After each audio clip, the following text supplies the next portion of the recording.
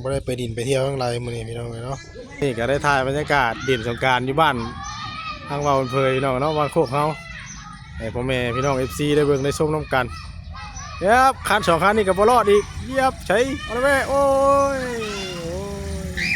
โอ้ยโอ้โหโคตรลายทีเดียวเก่งอย่างเด้เนาะพี่แม่เป็นกลุ่มเลยเนาะลงพักลงแพงได้ป่ะนี่ฮะเมื่อหรือว่าบ่โตเมื่อแหละหนาวคนละเนาะ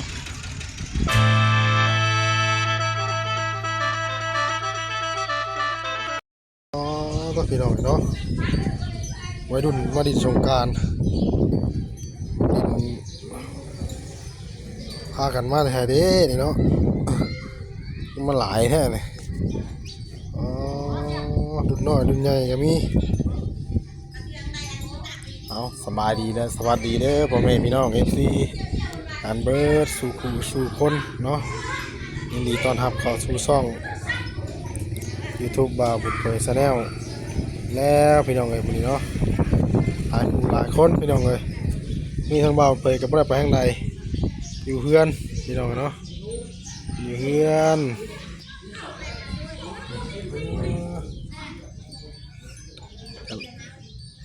ไม่ได้ไปดินไปเที่ยวทั้งไรมื้อนี้พี่น้องเนาะ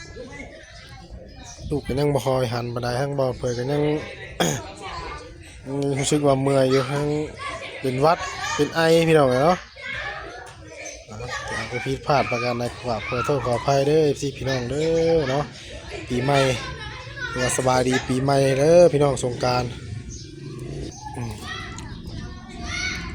สบายดีปีใหม่สงกรานต์พี่น้องเนาะ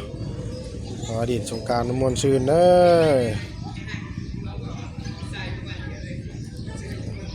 อรถกระเทียบไปเที่ยวมาเป็นบ้านด้วยพี่น้องหลายคนเลยแต่ไม่รู้เล็กน้อยเนาะ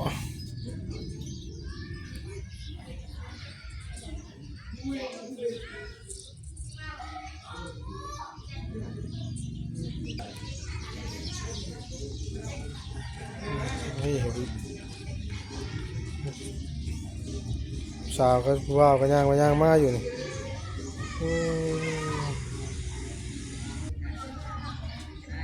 เริ่มลังไปแล้วบ้านล่างลงใต้ลังขึ้นเนื้อพี่น้องเนาะแห่พุ่นแห่พี่แล้วเพราะว่ามันลายหม่องเลยพี่น้องเนาะบ้านเฮาเป็นสิรินำตามทางตามถนนหนทางนะมันก็พากันเลาะขึ้นเลาะลงบางไรมีเสียงตู้เสียงเพลงมันก็พากันแวะไปหดน้ำกันไปป้าแป้งกันไปเนาะ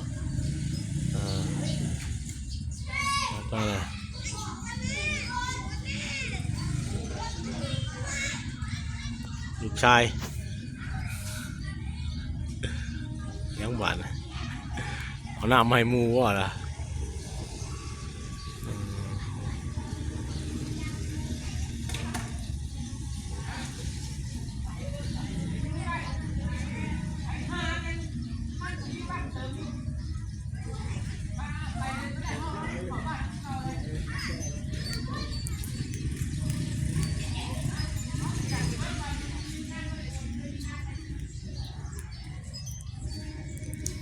เอามาแล้วก็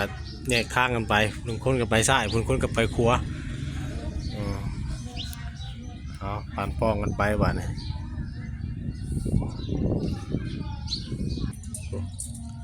เจ้าดินอยู่ทางของพี่น้องเนาะลาเบิดแล้วบ้าน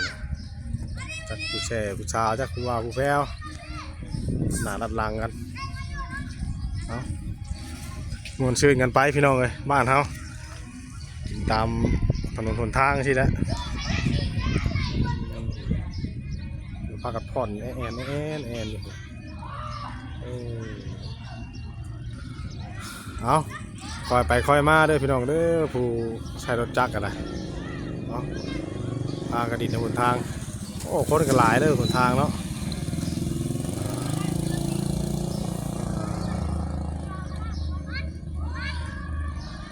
ขนาดมากกับว่าได้ยุดว่าได้เรือหรอกขนาดมากก็ต้องจอดบ่ อ๋อเปิดน้ำไหลเลยย่าตรงนี้ถู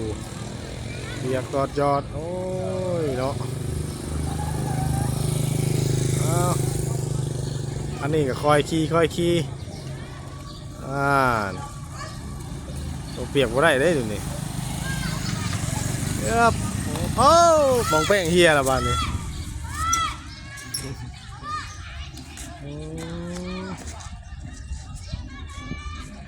พี่น้องเดี๋ยว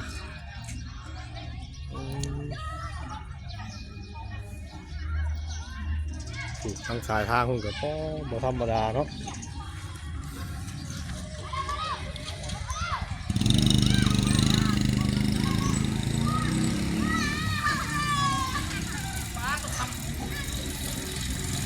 เย็บไปรุ่นอ๋อโธ่ย่องบ้างกันนะครับนะว้าเด้อพี่น้องเอ้ยเอามื่อนี้ก็ได้ถ่ายบรรยากาศดินสงกรานต์อยู่บ้านทางเราเพลพี่น้องเนาะบ้านโคกเขาให้พ่อแม่พี่น้องFCได้เบิ่งได้ชมน้ำกันเย็บคัน2คันนี่ก็บ่รอดอีกเย็บใช่เอาละแม่โอ้ยโอ้โหหดลายที่เนี่ยโอ้ยเย็นเด้โอ้ทำลายเนาะข้างๆเรื่องเนาะโอ้มาสาวละบาทเย็บเพิ่มโอ้เย็บคักเลยเนาะโธ่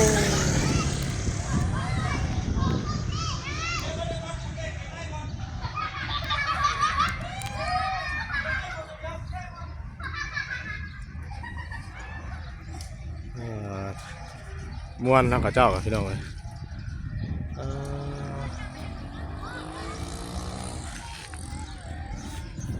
สบายดีลูกล่ะฮะสบายดีป้าดุ้งกันเดี๋ยวไม่ใช่น่ะฮะดินสงการน้ำมูว่าดุหรือว่าคนดินสงการหลายคนแท้เลยโหเห็นบ่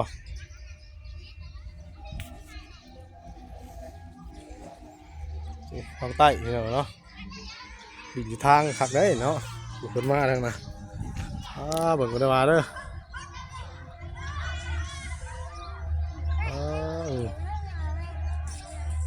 ดีตัวอยากกินกระดิ่งให้แม่เสร็จยังแม่ใช่ของกิน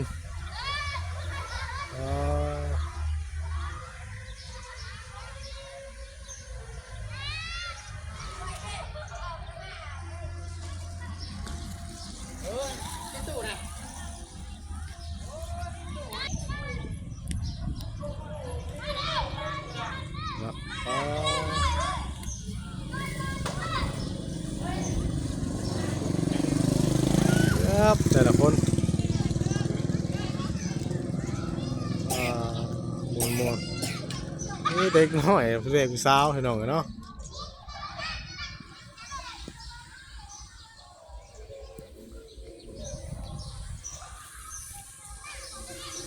ไม่หลับใช่ไหมลูกฮะไปขับรถกูไปฮะไอ้มักแข่งเนี่ยทีนี้ไปเมื่อใช่ไหมคนนี้เก่งจังเลยเก่งอย่างนี้เนาะคุณแม่เป็นกลุ่มเลยเนาะลงพักลงแพงได้ป่ะนี่ฮะเมื่อหรือเปล่าบ่โตเมื่อแหละหนาวคนละเนาะเอาเมื่อแล้วทั้งนั้นไม่ใส่กันบุบบั่มอยู่บรรยากาศมันกับพอรับพอดีมื้อนี้พี่น้องเลยเนาะมันกับบริฮอดพี่น้องเลยมันกับพอดีดินหน้าเหมือนกันคือว่าดินไปดินมากกับค่ำแล้วกันหนาวแล้วฮะตู้ใช้น่ะตู้น้อยนะไป ป๊บนึงพี่น้องเกือบลายให้เกือบนี่หาลักเกือบมันว่าเมื่อไหวใส่น้ำหน้าไปยังนี่บายดีเด้อเนาะทางเห็นยังไงกรุ๊ปกลัวอยู่นี่บ่ธรรมดาเด้อเนาะเฮ้ยน่ะตู้ใหญ่ตู้น้อยนะ ในนั้นนะตู้ใหญ่นะ เนาะพี่น้องเปิดภาพก่อนนี่ก็เป็นเมื่อว่าเอาตู้เขาเปิดให้เขาเล่นว้าวขับไปดินี่เนาะมีแต่เรือนี่นะเอาเลยไหนลูกฮะยังไงโทรศัพท์วะฮะเป็นปินหลังทั้งนั้นเขาก็ลักไปทางนี้ไปยังไงเนาะ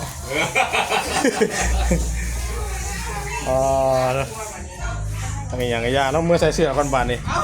เมื่อใส่เสื้อก็ฮะว่าจะเอาให้เลยเนาะลงมือเลยว่าวันนี้ลงแล้ว ยังละว่านยังคือยังคือเปรี้ยเนาะ เนาะ มาหอมมาหอมลงมือโอ้ย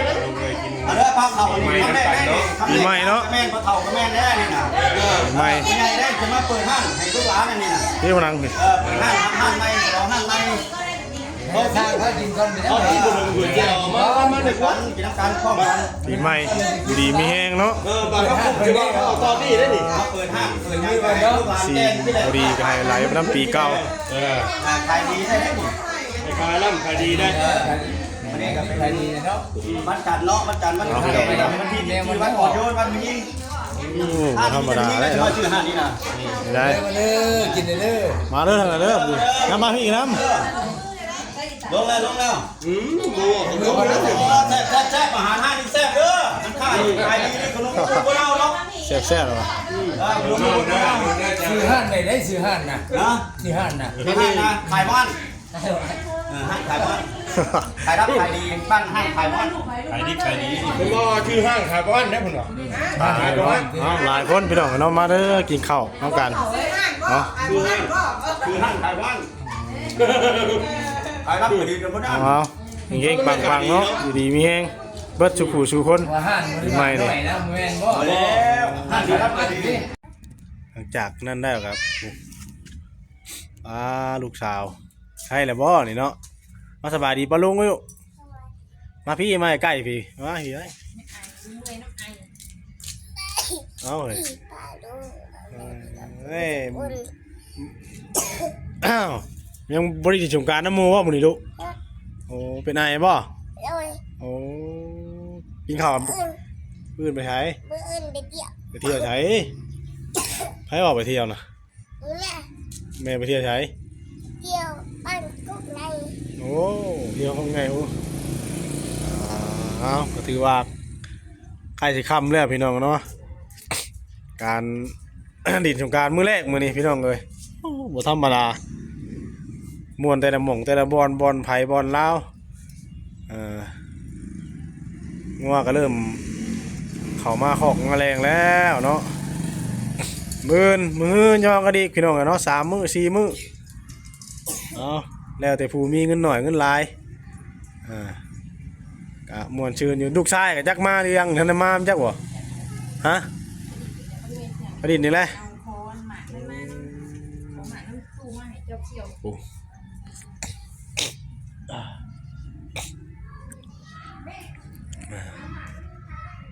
มานี่ล่ะมาพี่ใกล้พี่กินข้าวยังไม่รู้ฮะเอ้าเฮ้ยกินไอเนาะ